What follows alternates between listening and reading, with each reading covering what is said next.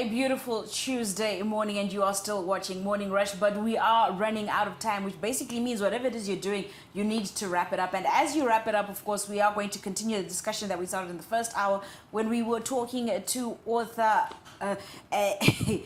of 12 books, guys. 12 books. Like, it could never be me. It really could never be me. But I can read all 12 books because the content in all these books is amazing. We are sitting down again with Mudiwa Faith Chipangura. Thank you so much for at least agreeing to sit down and continue the second hour with us. Now, we're going to move on and we're going to go to letters to my younger self. Yes. You know, sometimes people ask you that question, what would you like your younger self to know? And you sometimes don't have anything to say to younger you, and you have a whole book. So this one is very dear to my heart because it's dedicated to my son. Ah. Yeah. Sometime in 2020, in the middle of the COVID lockdown issues, I've got a cousin who committed suicide. Oh no. So that whole thing then brought me to a place of saying there's a lot of things that young people need to hear, especially from parent figures, from leader figures and stuff like that. So I got to a point and I said to myself, what would I have wanted to hear when I was younger that I would want my son to hear? Right. Because I know I'm still here, but I'm not going to be here forever. And there's certain things that I would like him to know about. So I thought, what best way to do that than to compile a book and compile about 30 topics into it and bring things which need to be discussed.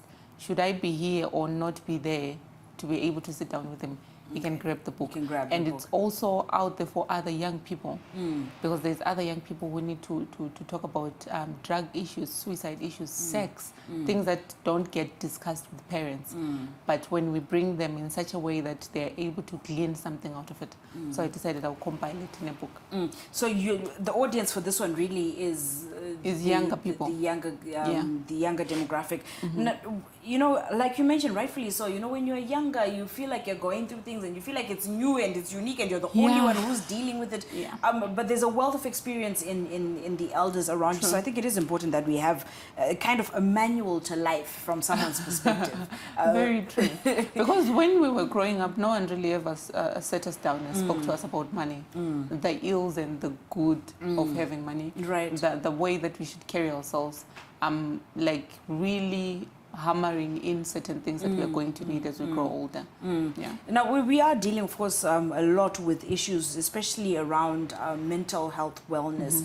And we are coming from a generation that very rarely talked about that and would choose to be paying out this and that. We had all sorts of other ways of addressing it that were not what was actually there. When you sat down and put this together, how did you tackle that particular issue? I'm very passionate about it, and it's a very delicate matter to talk about because it's like you don't want to dismiss another person's feelings, especially for young people, because they'll feel judged, they'll feel dismissed or some type of way. So the best way I could was to talk about how real it is, bring a light to it, and actually bring an encouraging word to say that if you're feeling some type of way and you feel you need help, always know that you're not alone. Should I not be close by to talk to you, there's always someone who's willing to listen. So all those matters really are important, especially in this day and age, whereby there's a lot of things going on. Young people might be feeling like they're not being seen. They might be feeling some type of way. So tackling that was really of importance. Yeah. Let's go to the next book, which is Letters to My Future Husband. Yes. What were we thinking when we were writing this one? How did this one come despite about? the title, this is actually for both genders. But because I'm writing from a woman's perspective, I'm writing into relationships. You know, when we're starting new relationships, there's a lot of things that we need to talk about, but we never talk about them. You know, you get too excited about meeting a new person and you forget that you've got to talk about parenting styles. You've got to talk about finances. You've got to talk about your spirituality. You've got to talk about your health. So all that is discussed in there. This was, for me, an offering to help people who are coming together as couples to say, How do we navigate the eggshell-like situations which make us feel cornered and uncomfortable to be discussed? So, yeah, I like that you acknowledge that. You know, sometimes it's not that I've forgotten, I've gotten swept up in the newness of the relationship, but sometimes it's also I don't know how to bring it up. I don't know how to start saying, okay, so listen here, how do we figure out our financial situation as a pair?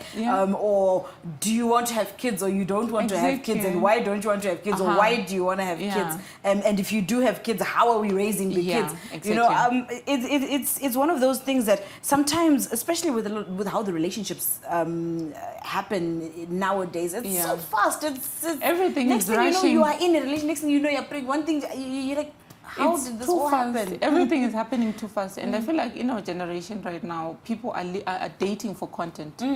People are dating for the gram. They're dating for TikTok. They're dating for the validation, and actually not dating for ourselves. It's like we are dating to show the world what we have. So how about we take it a step back, keep certain things private, discuss with your person what you want as you're working for it, because it's like people find themselves in situationships. You wanted a serious relationship. The other person wanted something different. And then before you know it, you're clashing. Or you want kids, they don't want kids. Or they don't want kids and stuff like that. And all those things, the dynamics is very, very sensitive. So the best way I thought to address those issues and get the conversation started is through a book. So let me just actually go through just the themes in this book, because, you know, I'm trying to figure out for myself, like, okay, let's say communication is a big thing, and we think we know what communication is, but we have no idea. So how based on how you've put it down in this, how do we start to open up those channels to actual proper communication with our new partners, especially? I think the first thing is you have an understanding that this is a person with feelings, this is a person with their own mind. They decode a message differently, and when we are communicating, we've got to understand that there is the message, there is the way that you're going to communicate it across, and the way that they're going to receive it. So when we come to that point of saying we're both at zero level and we're building up, don't talk to your person like you're talking at them. Talk to them and with them. Communicate and bring each other in. And always communicate your feelings and your thoughts. You can't come and impose something which is your belief onto another person and expect them to take it. But when you say, hey, I was feeling if we did this way, and I was thinking it might come out this way. You see what you've done? You've put out your thoughts and your feelings and put them on the table. And then the way they then take it, it's not feeling forced or imposed on them. Now, of course, we are, again, almost out of time. So we're going to quickly go to the next book, which is Knots of Friendship, Understanding Ties That Bind Us. What was happening with this book? Friendships are very complex. And somehow we are very not so understanding of the dynamics which are involved in them. It's like you assume, oh, I met somebody, I like them, they're going to be my friend. Okay, what are their values? What are the things that you want your friendship to exude? What boundaries do you have in place? What understanding do you have? Do you know that person as your friend to a point that you can tell when they're happy or when they're unhappy with something? All that. So I realized that there's characteristics of friendship. Sometimes we go to work together, we are colleagues, and then you start assuming we are friends. We are friends, no, yes. we are not. Really, we are colleagues. So setting those boundaries and then identifying things then that work in friendships and that don't. Being able to separate your group of people and pulling them accordingly. There is the people that you go to church with. There is the people that you go to work with.